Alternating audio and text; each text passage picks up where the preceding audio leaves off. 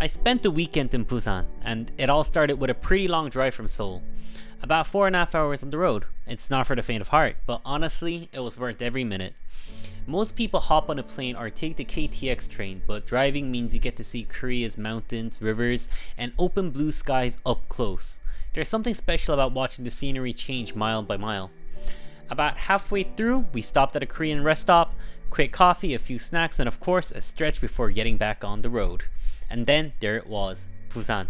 The ocean breeze, the sound of the waves, the perfect welcome to the city.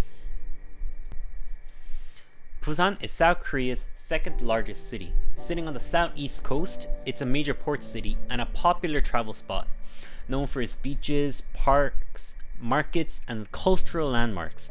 One of the most famous is Haedong Yonggungsa Temple, a Buddhist temple built right on the edge of the sea. It's one of the few coastal temples in Korea, and it's where we're heading first, but I'll talk more about this in a bit. Right now, we're driving along the road next to Haeundae Beach, the most famous beach here in Busan. It's a hotspot for both locals and tourists, especially in the summer. Even just passing by, you can feel the energy from the cafes, shops, and people enjoying the ocean view. After parking the car, I took a walk along Haeundae Beach. It's incredible how developed this area is. Modern high-rises, hotels, and restaurants all lined up right next to the ocean. It's one of the busiest spots in Busan, and you can see why so many people come here. Even though the weather wasn't perfect that day, the view of the waves rolling in against the city backdrop was still something special. It's the kind of place where you could spend hours just people watching or enjoying the sound of the ocean. Now, if you want a different perspective, you could also take the boat ride along the coast from here. It's a great way to see Busan's skyline and the beach from out on the water. Our next stop, Haedong Yonggungsa Temple. This place holds a special spot for me because the first time I visited was way back in 2015. I remember walking up and just stopping in my tracks. The view of the temple against the sea was something I had never seen before. 10 years later, standing here again is still just as breathtaking. Unlike most temples in Korea, which are hidden deep in the mountains, Haedong Yonggungsa Temple sits right on the edge of the coast. You get the sound of the waves crashing below and colorful temple buildings perched on the rocks. It feels like the ocean and the temple are part of the same landscape, and honestly, it's hard to take a bad photo here. So here's the quick history of the temple, which was first built in 1376 during the Goryeo dynasty by the monk Naong Haegun. The name roughly means Korean East Sea Dragon Palace Temple, and according to legend, the monk who built the place had a vision from the sea goddess who told him to build a temple by the water to help bring peace and prosperity to the land.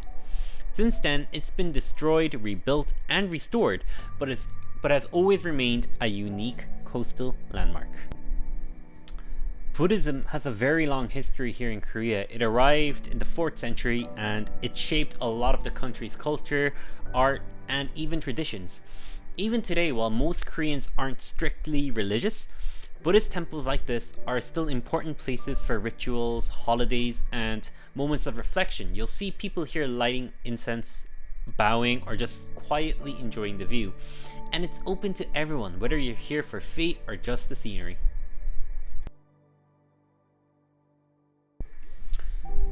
Remember those statues we passed earlier on the way in? Well, they're the 12 animals of the lunar calendar, the same zodiac signs used in Korea, China, and across Asia, from the mouse to the pig. Each one is carved with its own expression and little details that make it fun to spot. People often stop to take photos with their own zodiac animal, and some even leave coins or make a quick wish.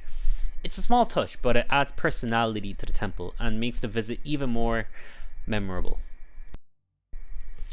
For me, Haedong Yonggungsa is one of those places that just never gets old. You can come here in the heat of the summer or on a cold winter morning and it's always magical. In its own way, of course. And hey, even if you're not into history or religion, the mix of colorful buildings, ocean waves, and fresh sea air is enough to make the trip worth it. Just be ready to take way too many photos because you won't be able to help yourself.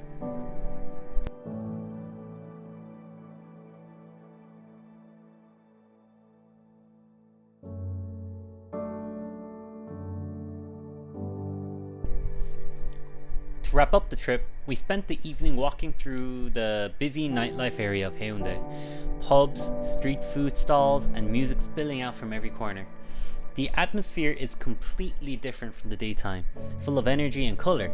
After that, we took a quiet stroll along the beach. The sound of the waves at night, with the city lights in the distance, was the perfect way to end the day. If you enjoyed this video, please leave a like, subscribe, and drop a comment below. Thanks for watching, and I'll see you in the next one.